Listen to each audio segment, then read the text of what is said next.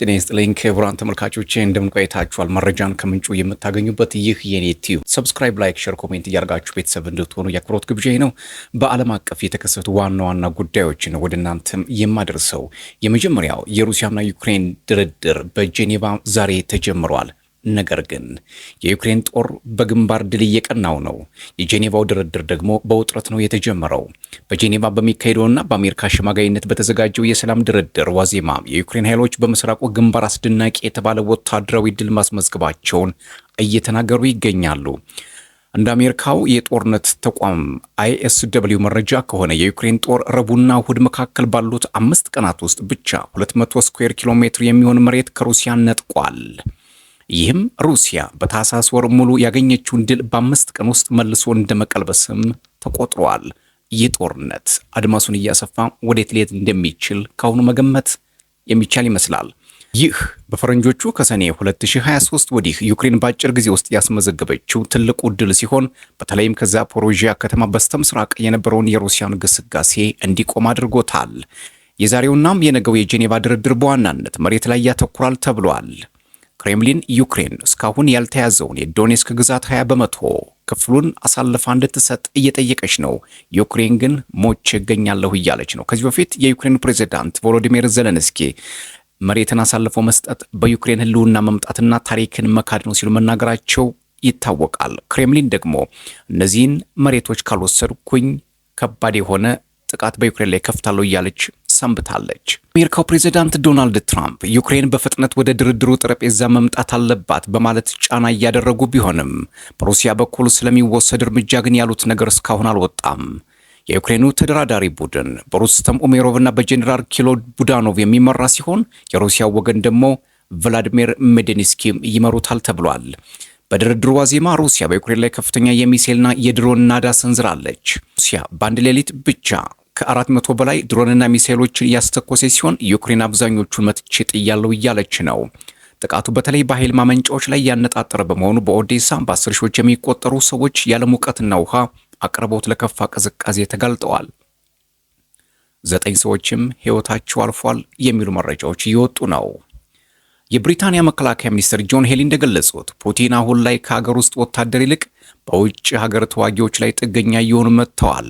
ሩሲያም ከህንድ፣ ፓኪስታን፣ ኔፓል፣ ኩባ፣ ናይጄሪያና ሴኔጋል የመጡ ወጣቶችን በሐሰት ተስፋ እየመለመለች ወደ ጦርነቱ ግንባር እየማገደቻቸው መሆኑን ከብሪታንያ የሚወጡ መረጃዎች አመላክተዋል።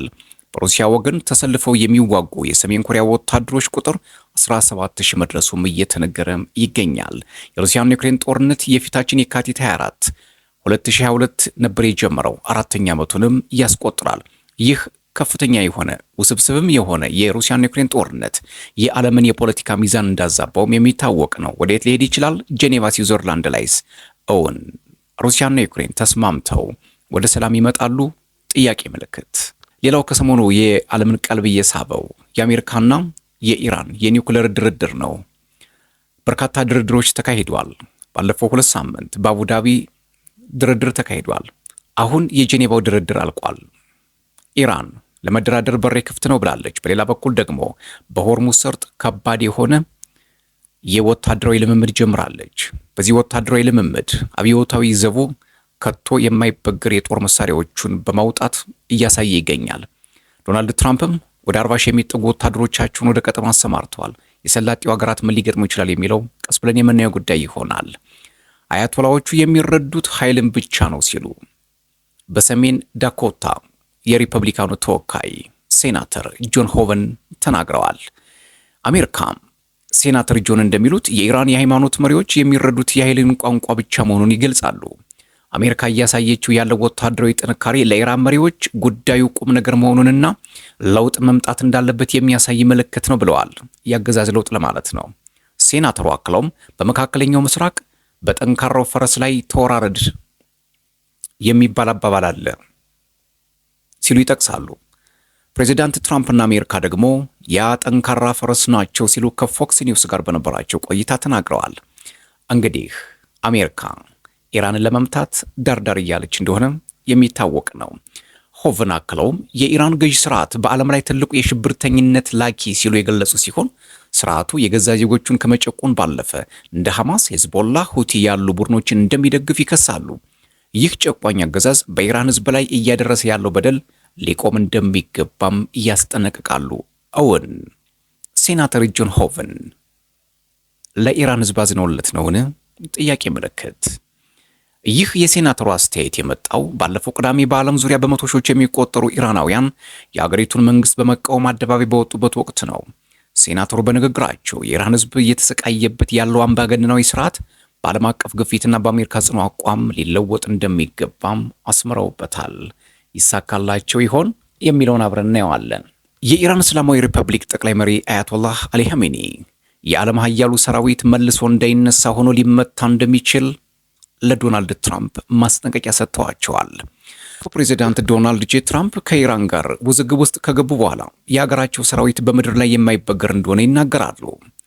በሀገራቸው ዙሪያ የጦር መርከቦቿን እያስጠጋች ያለችው አሜሪካ ኢራን የሚቀርቡላትን ቅድመ ሁኔታዎች በመቀበል ከስምምነት ካልደረሰች እርምጃ እንደሚወሰድባት ዶናልድ ትራምፕ ይዝተዋል። ቢቢሲ ዘግቦታል። ይህም በተመለከተ ኻሜኒ በሰጡት ምላሽ የአሜሪካው ፕሬዚዳንት ሰራዊታቸው በዓለም ላይ ጠንካራው እንደሆነ በተደጋጋሚ ይናገራሉ። ጠንካራ የተባለ ሰራዊት በአንድ ጊዜ እንዳይነሳ ተደርጎ በከፍተኛ ሊመታ ይችላል ሲሉ አስጠንቅቀዋል። ጠቅላይ መሪው ጨምረው አሜሪካም የጦር መርከቦቿን ወደ ኢራን መላኳን በተደጋጋሚ እየገለጸች መሆኗን በመጥቀስ መርከቦች አደገኛ መሳሪያዎች ናቸው፣ ነገር ግን የበለጠ አደገኛ ነገር እነዚህን መርከቦች ከባህር ስር እንዲሰምጡ የሚያደርገው የጦር መሳሪያ ነው በማለት የአሜሪካ የጦር መርከቦች የሚገጥማቸውን እያጸፋ ጥቃት ተናግረዋል። አሜሪካ ካለፈው ሳምንት ጀምሮ በዓለም ላይ ካሉ ትልልቅ አውሮፕላን ተሸካሚ የጦር መርከቦች መካከል አብርሃም ሊንከን የተባለውን በኢራን አቅራቢያ በሚገኘው ባህር ላይ እያሰማራች ሲሆን በቬንዙዌላ ላይ በተፈጸመው ጥቃት ውስጥ ተሳታፊ የነበረው ጀራርድ ፎርድ መርከብ ደግሞ ወደ ባህረ ሰላጤው እንዲያመራ ትዕዛዝ አውጥታለች። ጆርጅ ደብሊው ቡሽ የተሰኘችው ግዙፍ መርከብም እንድትሄድ ዶናልድ ትራምፕ አዝማሚያ እያሳዩ መሆኑም ተመላክቷል። ከነዚህ ግዙፍ የጦር አውሮፕላን ተሸካሚ መርከቦች በተጨማሪ ሌሎች በርካታ የአሜሪካ የጦር መርከቦች ከተለያዩ የዓለም ክፍሎች ወደ መካከለኛው ምስራቅ ተሰማርተዋል። ክቡራን ተመልካቾቼ እንግዲህ የዓለም ፖለቲካ ከኢራን ጀምሮ እስከ ዩክሬን፣ ከሞስኮም እስከ ዋሽንግተን፣ ከካራካስ አንስቶ መላውን ዓለም እያዳረሰ ይገኛል። አሁን አሜሪካና የኢራን ተደራዳሪዎች ዛሬ ላይ ምንም ግልጽነት የጎደለው ውይይት አድርገው ጨርሰዋል። ለምሳሌ ዛሬ የተለያዩ መገናኛ ብዙሃን ይዞት የወጡት መረጃ በተለይ ደግሞ የመካከለኛው ምስራቅ ጉዳይን የሚዘግበው መህር ኒውስ ይዞት የወጣው መረጃ እንደሚያሳየው ምንድን ነው? አሜሪካ፣ ቻይና፣ ሩሲያ በሆርሙዝ ሰርጥ ላይ ከባድ የሆነ ወታደራዊ ልምምድ ጀምረዋል። ይህ ወታደራዊ ልምምድ አሜሪካ የጦር መርከቦቿን በምታስጠጋበት ሰዓት መሆኑ ደግሞ ፖለቲካዊ አንድምታው ግልጽ ነው። የዓለማችን የፖለቲካ ስበት ወደ አሜሪካ እንዲመጣ የሚፈልጉት ዶናልድ ጄ ትራምፕ የጄኔቫው ንግግር እየተካሄደ ባለበት ሰዓት እኔም በተዘዋዋሪ በስብሰባው ላይ ይገኛለሁ ሲሉ ተናግረዋል። የመረበሽና የማወክ ስነልቦና የተጫናቸው ዶናልድ ጄ ትራምፕ በዚህ ስብሰባ ላይ በተዘዋዋሪም ቢሆን መገኘት አለብኝ ሲሉ ተናግረዋል። ነገር ግን አንድ ጥያቄ ቀርቦላቸው ነበር። ኢራን ድርድሩን የማትቀበል ከሆነስ ተብሎ ሲጠየቁ አይታው የማታውቀው ጥቃት ይጠብቃታል ሲሉ መልስ ሰጥተዋል። ይህን መልስ ደግሞ ተከትለው የኢራኑ ሁለንተናዊ መሪ አያቶላህ አሊ ኻሜኒ ዶናልድ ትራምፕ ይህ ንግግራቸው እኛን የሚያሸማቀቅ የሚያስፈራ አይደለም፣ ለየትኛውም ጥቃት እኛም ተዘጋጅተናል፣ የአጸፋ ምላሻችን ከባድ ይሆናል ሲሉ ተናግረዋል። አሁን ከሰሞኑ በተለይ ቅዳሜ ላይ የታየው ከባድ ሰልፍ በሙኒክ፣ በቶሮንቶ፣ በሲድኒ፣ በሎስ አንጀለስ ኢራንን የሚቃወም ሰልፍ ታይቷል። የኢራን ፖለቲካ በሁለት መስክ ላይ ተወጥሯል። አንድ ከአሜሪካ ጋር የገባበት ሰጥ አገባ አለ። ሁለት ደግሞ ተቃዋሚዎች ከውስጥም ከውጭም እየረበሹት ነው።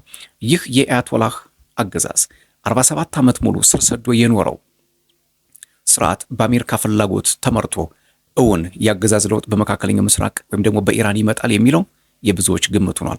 አንዳንድ ፖለቲከኞች እንደሚሉት ዶናልድ ትራምፕ ያሰማሩት ግዙፍ የጦር መርከብ ጦርነቱ አለመቅረቱን ያመላክታል። ይህ ጦርነት ከተጀመረ ደግሞ የመካከለኛው ምስራቅ ፖለቲካም ሌላ የሆነ ገጽታ ይፈጠራል።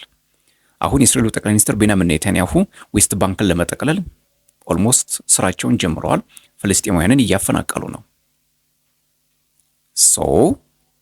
ይህ የመስፋፋት ግዛትን የመጠቅለል ከሌላ ጎራ ሄዶ የማምጣት ወደ ራስ የማስገባት ፖሊሲ በዶናልድ ጄ ትራምፕ ተጀምሯል። በሰው ሉዓላዊነት ጥሰው ገብተው ማዱሮን ካመጡ በኋላ የዓለም ፖለቲከኞች አዳዲስ የሆኑ ፍልስፍናዎችን እያመጡ ነው። ሙኒክ ላይ የተደረገው ጉባኤም ግልጽ የሆነው እዚህ ጋር ነው። የዓለም ስርዓት ፈርሷል ያሉት የጀርመኑ ሜርዝም ከዚህ ከዶናልድ ትራምፕ ስራ ተነስተው እንደሆነ ይገመታል። በዛ በኩል ፑቲን ዩክሬንን መጠቅለላቸው እንደማይቀር በተደጋጋሚ እየተነገረ ነው። አውሮፓ ግዙፍ ጦርነት በ2029 ይገጥመኛል እያለ ነው። ቻይና ታይዋንን ለመጠቅለል ኦልሞስት ዝግጅቷን ጨርሳለች እየተባለ ነው። ስለዚህ የዓለም ፖለቲካ በሀያላን በጉልበተኞችና በጠመንጃ እጃቸው ላይ ባለ ሰዎች እንደሚመራ ምንም ጥርጥር የለውም። ይህ ደግሞ ጀስቲስ የምንላቸው ኢኳሊቲ፣ ፌርነስ፣ ሩል ኦፍ ላው የሚባሉት ነገሮች አፈር ይበላቸዋል ማለት ነው። ስለዚህ አያቶላዎቹና ፔንታጎናውያን አሁን ሰጥ አገባ ውስጥ ናቸው። የኢራን ውጭ ጉዳይ ሚኒስትር አባስ አራግቺ አውሮፓውያን they are relevance በኒውክሌር ጉዳይ ላይ ኢሬሌቫንስ ናቸው፣ ዶናልድ ትራምፕ ደግሞ አንሪያሊስቲክ ዲማንድ የተጫናቸው ናቸው ሲሉ ጄኔቫ ላይ ተናግረዋል። አሁን በኒውክሌር ጉዳይና በኢኮኖሚ ኢራን የምትፈልገው የኢኮኖሚ ማዕቀቦቿ እንዲነሱላት ነበር። ነገር ግን ዶናልድ ትራምፕ በመካከል እየገቡ ልክ እሳቸውም እንዳሉት የማይገባ ፍላጎት እየጠየቁ ጨዋታውን ለማበላሸት ጥረት እያደረጉ ነው። ኔታንያሁም አንድ ነገር ተናግረዋል። ሙሉ በሙሉ የኢራን ዩራኒየሞች መውደም አለባቸው፣ ካልወደሙ ለሚቀጥለው ዘመን የእስራኤልና የአሜሪካ ስጋት ከመሆን አይድኑም። ስለዚህ ኢራን በቶሎ እነዚህ ነገሮች መውደም አለባት ሲሉ ይከራከራሉ። አያቶላዎቹ ደግሞ በዚህ ላይ ሙተን እንገኛለን እያሉ ነው። ስለዚህ የዛሬው የጄኔቫ ስብሰባ በእርግጠኝነት ምንም አይነት ውጤት አላመጣም። የውጭ ጉዳይ ሚኒስትሩ ቃል አቀባይ የነበሩት እስማኤል ባጋይም ለቴህራን መገናኛ ብዙሃን ግልጽ አድርገዋል። እኛ ከማንም ጋር ችግር የለብንም፣ በሚቀጥለው ቀንም ልንደራደር እንችላለን፣ በጄኔቫም ልንቆይ እንችላለን ብለዋል። ስለዚህ ማዕቀቡ የሚነሳልን ከሆነ አሁንም ለድርድር በራችን ክፍት ነው በሚል ይፋ ባልሆነ መረጃ ለ4 ሰዓት የቆየ ድርድር ተጠናቋል። ከዚህ በኋላስ አሜሪካና ኢራን የት ላይ ተገናኝተው በምን ጉዳይ ይደራደራሉ? ምክንያቱም በተደጋጋሚ ሲደራደሩበት የነበረው ጉዳይ የኒውክሌር ጉዳይ ነው። ከራፋኤል ግሮሲ ጋር የዓለም አቀፉ የኒውክሌር ተቆጣጣሪ ተቋም ኃላፊ ጋር ትናንትና ሰኞ አባስ አራግቺ መክረው ነበር። ኮንስትራክቲቭ ዲስከሽን አድርገናል ነው ያሉትኝ። ነገር ግን ያ ኮንስትራክቲቭ ዲስከሽን በምን ጉዳይ ላይ እንደነበር፣ ምን ለማድረግ እንደነበር፣ ኢራን ኒውክሌሯን ልታቆም፣ የሚሳኤል ስርዓቶቿን ልትዘጋ ዋት ግልጽ አይደለም። ስለዚህ ጦርነቱ በሆርሙዝ ሰርጥ በሰላጤው ሀገራት ይሄ የሆርሙዝ ሰርጥ የምንለው እንግዲህ እጅግ በጣም ጂኦፖለቲካዊ ጥቅሙ ከፍተኛ የሆነ በኦማን በኢራን እና በዩናይትድ አረብ ኤሚሬት በእነዚህ ዙሪያ የሚገኝ ያን የመካከለኛው ምስራቅ ቀጠናን በግዙፉ አይን ላይ እንዲወርቅ የሚያደርግ ነው። ዶናልድ ጄ ትራምፕ ደግሞ ይህን አካባቢ መያዝ ይፈልጋሉ። ምክንያቱም በቀጠናው ላይ ከፍተኛ የሆነ የጦር ቤዝ አላቸው። ኢራን ደግሞ አልንበርከክም እያለች ነው። ስለዚህ አያቶላዎቹ ለማንም ጫና አንንበረከክም እያሉ ነው። ፔንታጎናውያን ደግሞ የትኛውም ነገር ቢሆን በኢራን ያገዛዝ ለውጥ መምጣት አለበት እያሉ ነው። ስለዚህ ጠንካራውን ፈረስ ለመውሰድ ፈረሰኛው ማን ሊሆን ይችላል?